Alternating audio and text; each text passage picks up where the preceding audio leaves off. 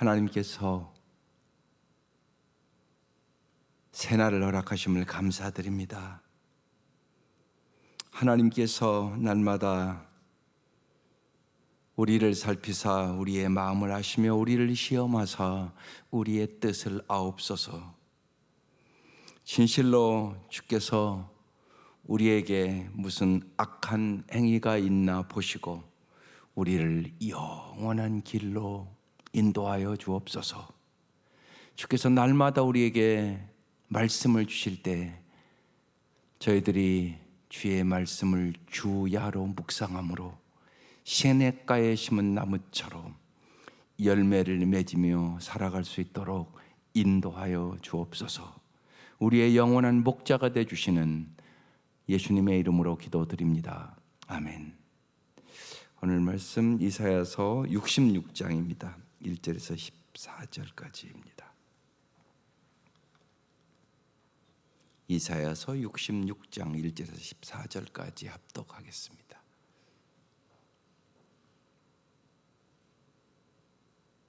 네, 시작. 여호와께서 이와 같이 말씀하시되 하늘은 나의 보좌요 땅은 나의 발판이니 너희가 나를 위하여 무슨 집을 지으랴. 내가 안식할 처소가 어디랴. 나 여호와가 말하노라. 내 손이 이 모든 것을 지었으므로 그들이 생겼느니라. 물은 마음이 가난하고 심령에 통회하며 내 말을 듣고 떠는 자 그 사람은 내가 돌보려니와.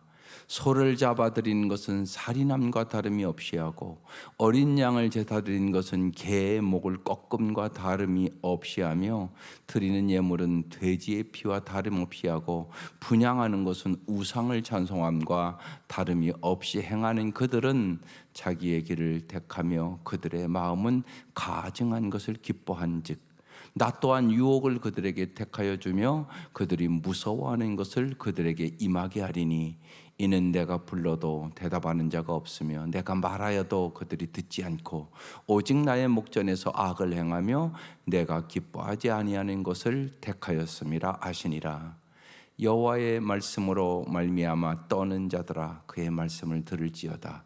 이르시되 너희 형제가 너희를 미워하며 내 이름으로 말미암아 너희를 쫓아내며 이르기를 여호와께서는 영광을 나타내사 너희 기쁨을 우리에게 보이시기를 원하노라 하였으나 그들은 수치를 당하리라 하셨느니라. 떠드는 소리가 성읍에서부터 들려오며 목소리가 성전에서부터 들리니 이는 여호와께서 그의 원수에게 보응하시는 목소리로다. 시온은 진통을 하기 전에 해산하며 고통을 당하기 전에 남아를 낳았으니 이러한 일을 들은 자가 누구이며 이러한 일을 본 자가 누구이랴. 나라가 어찌 하루에 생기겠으며 민족이 어찌 한순간에 태어나겠느냐. 그러나 시온은 진통하는 즉시 그 아들을 순산하였도다. 여호와께서 이르시되 내가 아이를 갖도록 하였은즉 해산하게 하지 아니하겠느냐. 내 하나님이 이르시되 나는 해산하게 하는 이인즉 어찌 태를 닫겠느냐 하시니라. 예루살렘을 사랑하는 자들이여 다 그 성읍과 함께 기뻐하라. 다 그 성읍과 함께 즐거워하라. 그 성읍을 위하여 슬퍼하는 자들이여 다 그 성의 기쁨으로 말미암아 그 성과 함께 기뻐하라.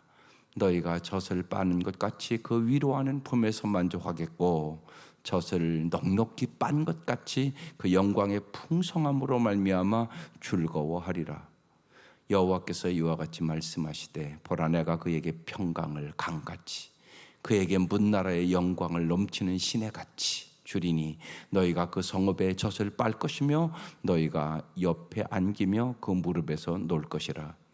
어머니가 자식을 위로함같이 내가 너희를 위로할 것인즉 너희가 예루살렘에서 위로를 받으리니 너희가 이를 보고 마음이 기뻐서 너희 뼈가 연한 불의 무성함 같으리라.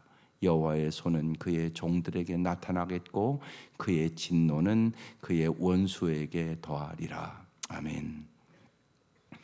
오늘 말씀은 하나님이 원하시는 거, 하나님이 가증히 여기시는 거, 하나님의 대적들이 당할 수치, 그리고 하나님 나라의 번영과 위로에 대해서 쭉 말씀을 하고 있어요. 그리고 오늘 매일 성경의 제목이 참 성전과 참 예배라고 그렇게 돼 있어요. 먼저 하나님이 원하시는 것이 뭘까요? 여러분, 우리가 기도할 때도 한번 이렇게 물어보면 어떨까요? 언제나 예를 들면 내 그냥 필요를 구하는 것보다 하나님이 우리에게 무엇을 주고 싶어 하실까요? 그걸 먼저 어떻게 보면 물어봐야 되지 않겠어요? 여러분, 자식 키우면서 부모는요, 자식에게 정말 주고 싶은 게 있잖아요. 꼭 돈을 주고 싶겠어요? 그러지 않을 거요. 여러분이 줄 수만 있으면, 나는 내 아이에게 정말 아름다운 인격을 주고 싶어, 뭐 이런 게 있지 않겠어요? 여러분이 줄 수만 있다면 뭐든지. 그러니까 여러분은 언제나 기도할 때 한번 조금 더 생각해 보세요. 언제나 그냥 내 생각대로 내 소원과 내 필요만을 얘기하지 말고, 주님은 정말 나에게 뭘 주고 싶어 하실까? 분명한 것은요, 주님은 우리가 구하는 것보다 더 좋은 것을 주시기를 원하시죠. 그래서 이번 주에도 제가 말씀드렸지만, 항상 나 중심적으로 자꾸 생각하면 우리는 어린아이적인 신앙생활을 해요. 하나님 중심적으로 생각해야 하나님이 우리에게 주시고자 하는 더 넓고 더 아름답고 더 나은 삶을 볼 수가 있다고요. 그래서 성경을 볼 때 언제나 하나님 입장에 대해 이렇게 보세요. 정말 하나님은 우리를 사랑하시기 때문에, 쉽게 말씀드리면 독생자까지 주신 주님이시잖아요. 그러면 무엇을 주시지 않겠어요? 주님은 언제나 우리에게 가장 좋은 것을 주시기를 원하시죠. 그래서 오늘 이 아침도 물어보세요. 하나님, 오늘 이 아침 저를 깨워주시고 정말 이 자리까지 불러주셨는데 하나님, 저에게 뭐 주기를 원하세요? 하나님이 부르셨으면 뭐 주시려고 불렀겠죠. 여러분이 아이들을 부르잖아요. 하랑아 부르면 괜히 불렀어요? 그렇지 않잖아요. 뭔가 할 말이 있고 줄 것이 있고 그래서 부르는 거잖아요. 하나님도 그런 거죠. 하나님이 여러분을 불러주셨잖아요. 하나님은 언제나 가장 좋은 것을 주기를 원하세요. 그래서 하나님이 원하시는 것이 뭔가 오늘 말씀하세요.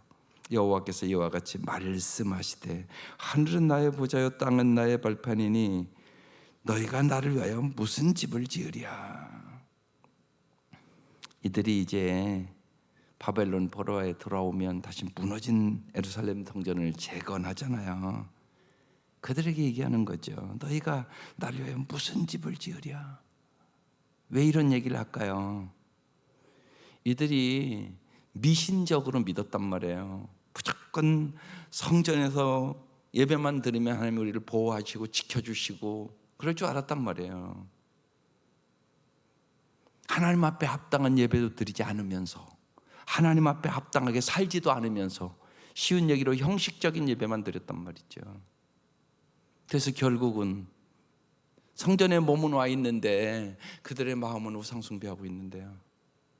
하나님보다 훨씬 돈을 더 사랑하는데요. 하나님보다 훨씬 돈을 더 의지하는데요. 그래서 결국은 바벨론 포로로 잡혀간 거거든요.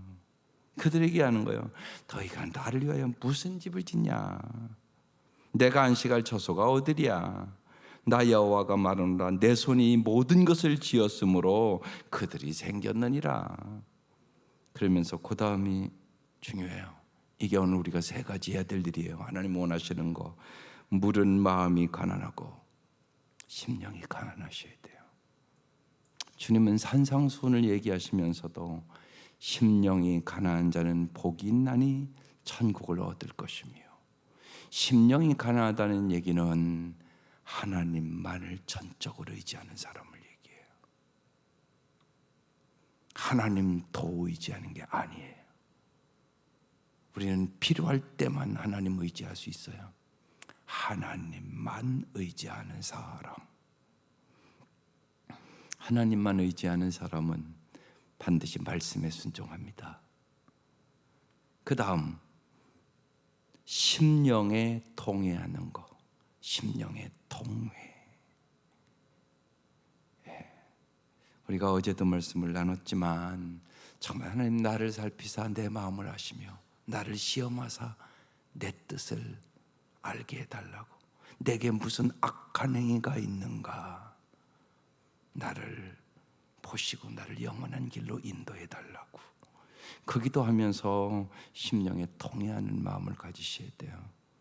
하나님이 내 죄를 깨닫게 해줘야 깨달아요.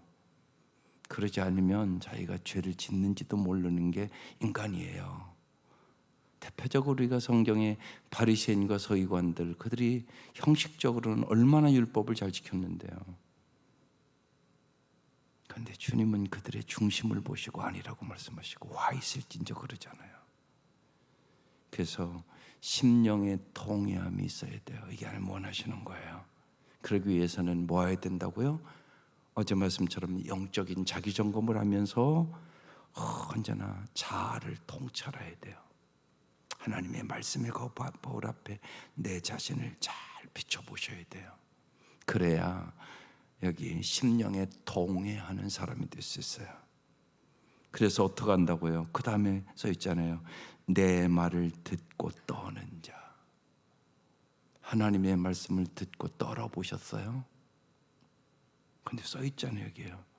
하나님의 말씀을 듣고 떠는 자. 이 자가 하나님을 경외하는 자예요. 하나님을 두려워할 줄 알아야 되는 거죠. 내가 죄짓까 봐.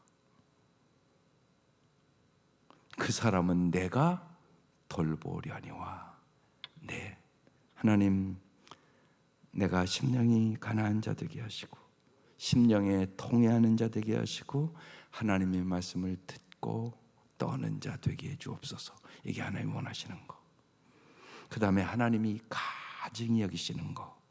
소를 잡아 드리는 것은 살인함과 다름이 없이 하고 어린 양을 제사 드리는 것은 개의 목을 꺾음과 다름이 없이 하며 드리는 예물은 돼지의 피와 다름이 없이 하고 분향하는 것은 우상을 찬송함과 다름이 없이 행하는 그들은 자기의 길을 택하며 그들의 마음은 가증한 것을 기뻐한즉 나 또한 유혹을 그들에게 택하여 주며 그들이 무서워하는 것을 그들에게 임하게 하리니 이는 내가 불러도 대답하는 자가 없으며 내가 말하여도 그들이 듣지 않고 오직 나의 목전에서 악을 행하며 내가 기뻐하지 아니한 것을 택하였음이라 하시니라. 이들이 이렇게 예배드렸다는 거죠. 주님이 가증히 여기는 행동을 하면서 이들이 드렸다는 것이에요. 여기서 우리가 잘 생각해 봐야 돼요. 마태복음 21장에 예수님께서 만민이 기도하는 내 집을 강도의 구렬로 만들었다고 다 엎으셨어요. 그 사건과 같은 거예요, 사실. 세상에서 불의와 부정하게 살면서 제물로서 하나님을 기쁘시게 하려 한다면 그것은 하나님을 가증히 여기시는 것이에요. 이게 오늘 우리의 문제인지도 몰라요. 성전에 와서 예배는 드리는데 세상에 나가서는 세상 사람과 똑같이 불의와 부정하게 살면 하나님은 오늘 이 말씀을 똑같이 얘기하는 것이에요. 그래서 오늘 말씀의 제목이 참 성전과 참 예배예요. 그래서 형식만 드리는 예배가 아니라 정말로 우리의 삶의 사랑과 정의와 성실의 열매가 있어야 된다고 얘기하는 거예요. 그러면 내가 참 성전이 되고 참 예배가 될 수 있다고 말씀하는 거지.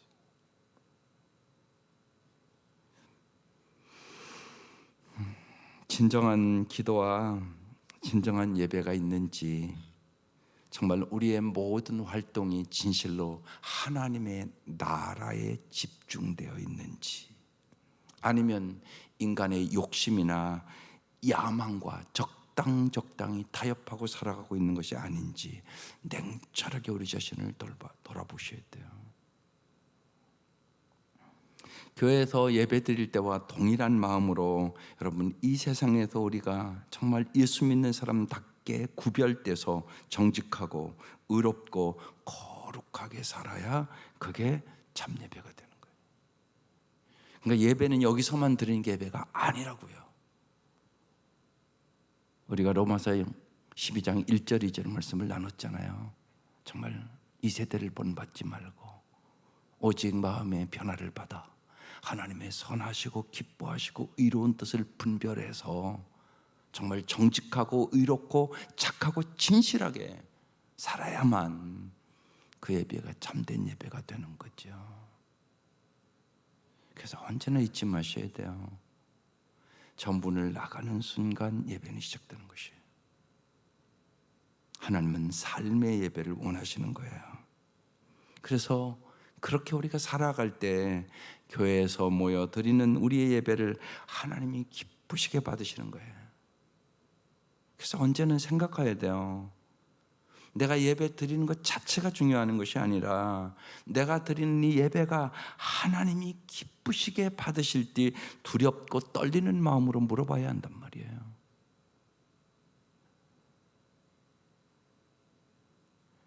그래서 언제나 나 중심적으로 생각하지 말란 말이에요.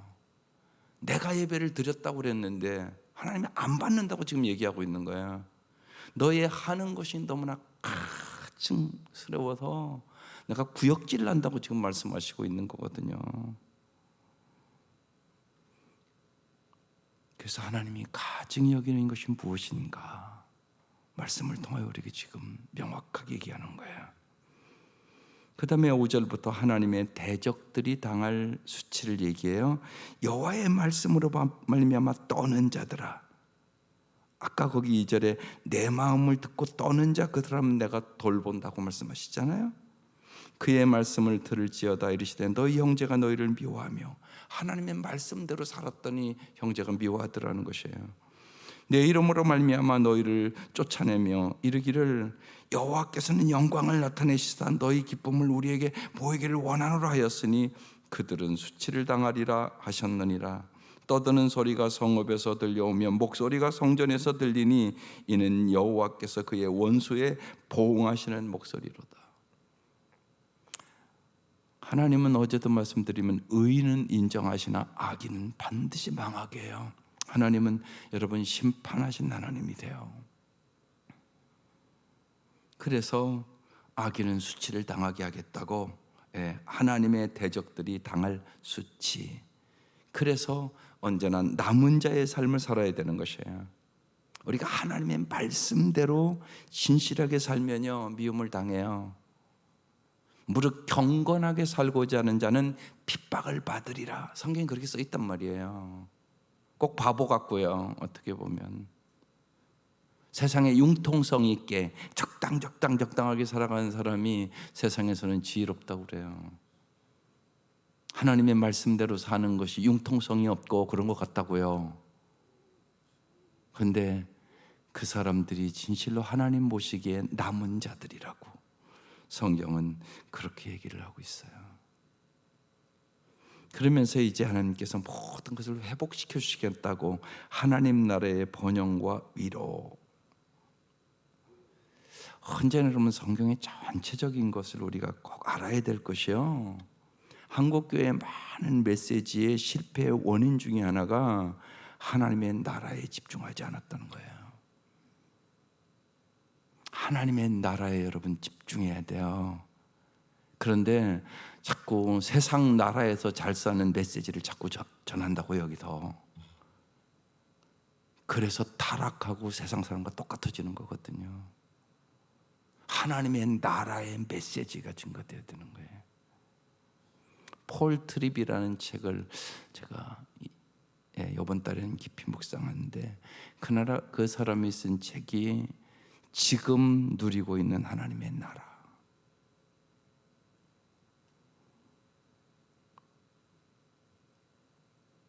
하나님의 나라를 정말 우리가 어떻게 누려야 될 것인가.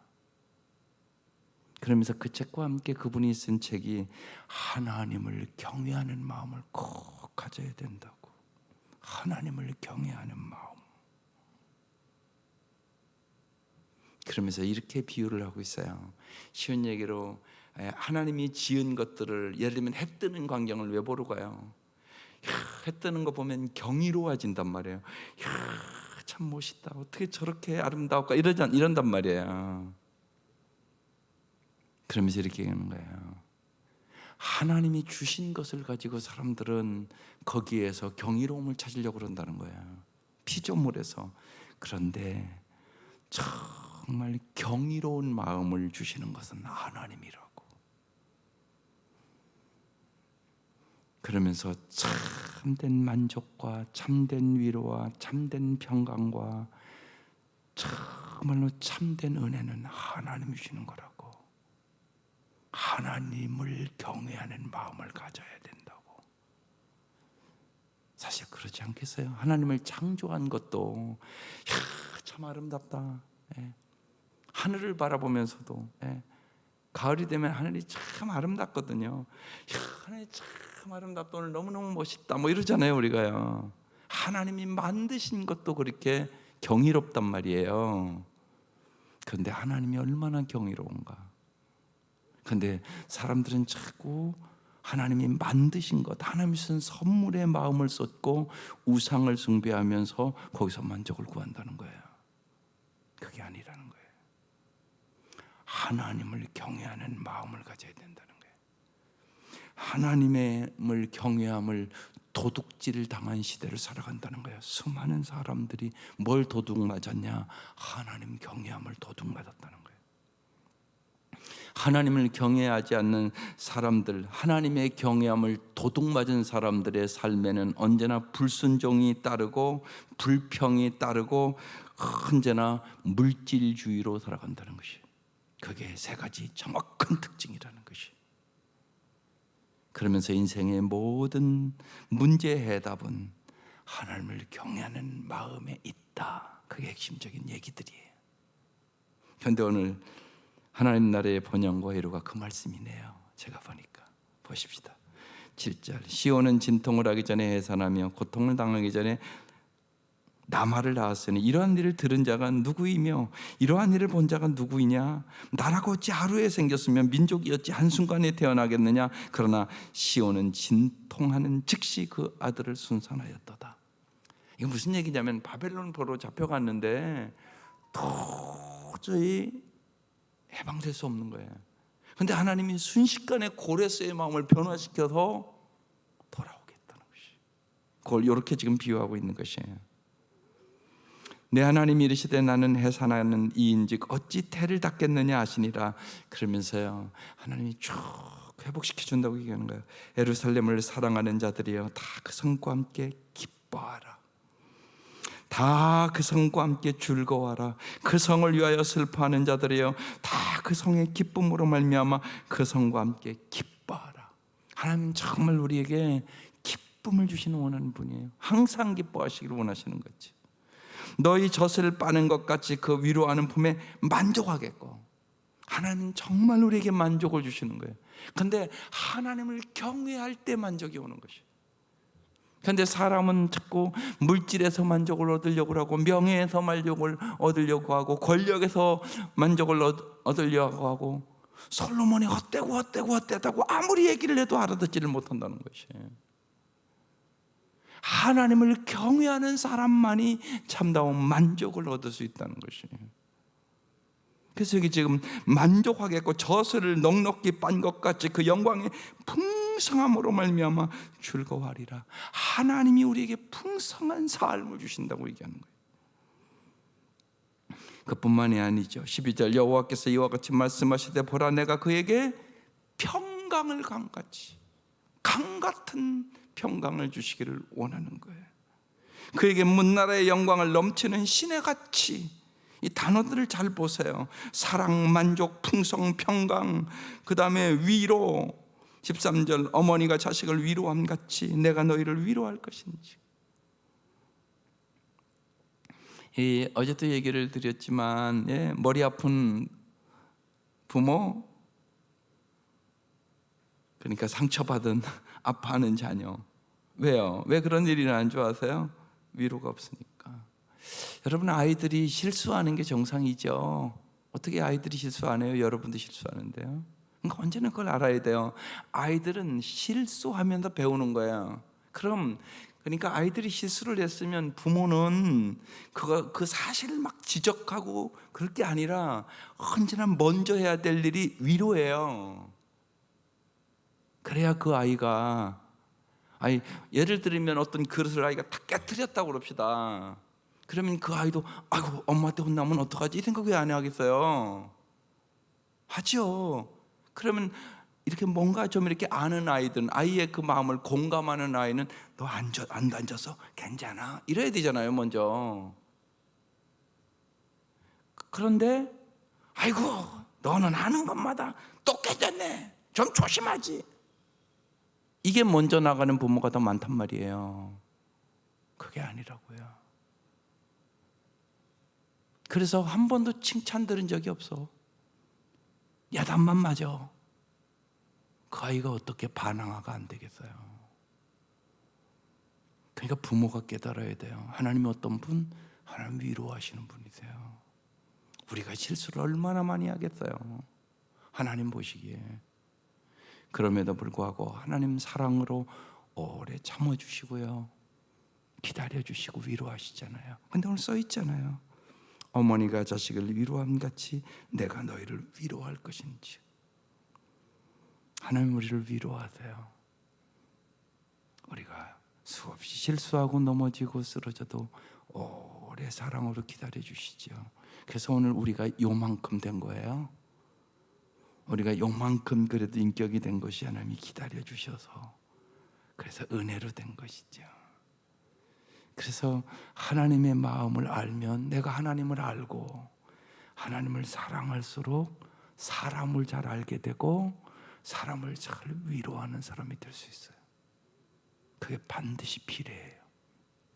내가 하나님을 아는 만큼 사람들을 이해해요.